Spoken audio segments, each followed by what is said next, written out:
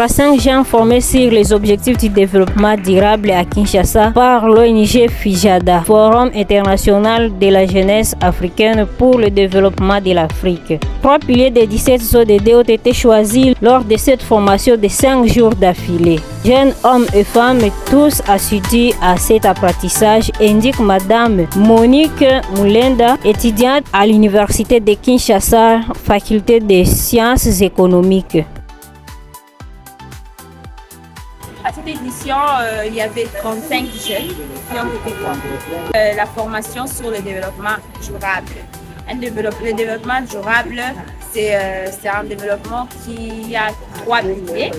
On voit les piliers sociaux, les piliers économiques et les piliers environnementaux. Et ces 3 piliers sont essentiels pour répondre aux besoins d'aujourd'hui sans compromettre aux besoins des générations futures.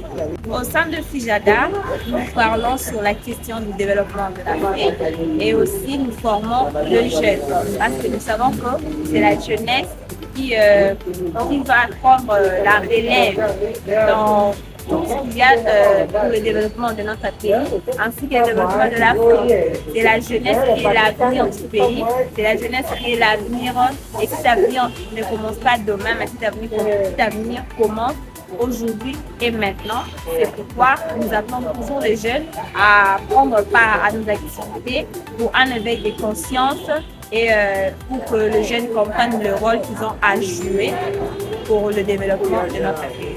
Loumé Masuka Jonathan est le président de FIJADA. Il a procédé par la remise des certificats aux lauréats du jour et estime qu'ils sont tous outillés et témoins des réussites de l'application de ces 3 piliers du développement durable dans leur vie. Aujourd'hui, c'était la remise privée de les participants qui ont pris part à une formation sur le développement durable pendant 5 jours.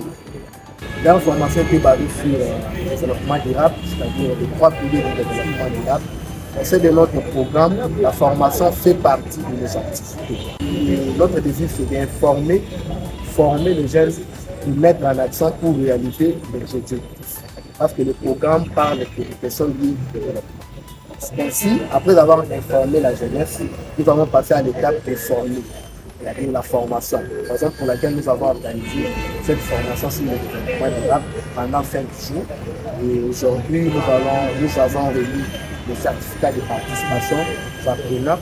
Et nous allons maintenant réfléchir sur notre 3e étape qui est de mettre en pratique tout ce que nous avons appris pour contribuer au développement. La communauté, il y a les Nations Unies, depuis 2015, ils ont mis en place ce qu'on appelle les ODD, les objectifs de développement durable. Ainsi qu'au niveau continental, il y a l'Union africaine qui a mis l'agenda 2063 où on nous parle d'une manière générale de la vision de l'Afrique, du développement de l'Afrique d'ici 2063.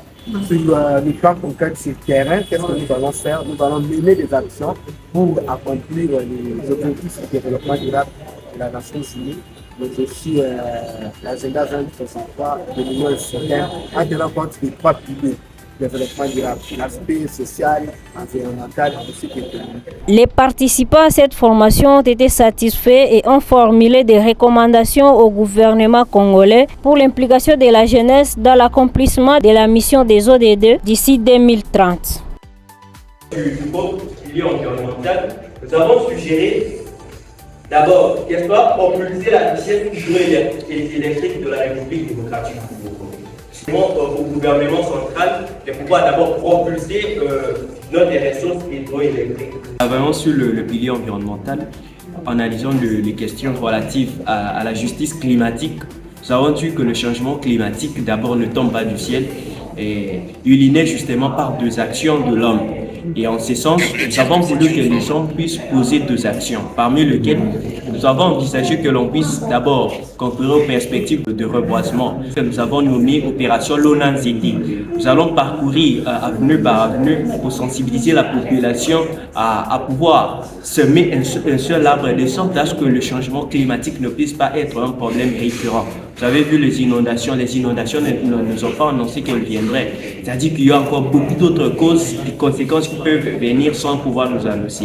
Nous devons bien vouloir prendre soin de cela, notamment déjà en mettant en pratique l'opération non-anxiété, ça pourra bien résoudre le problème climatique.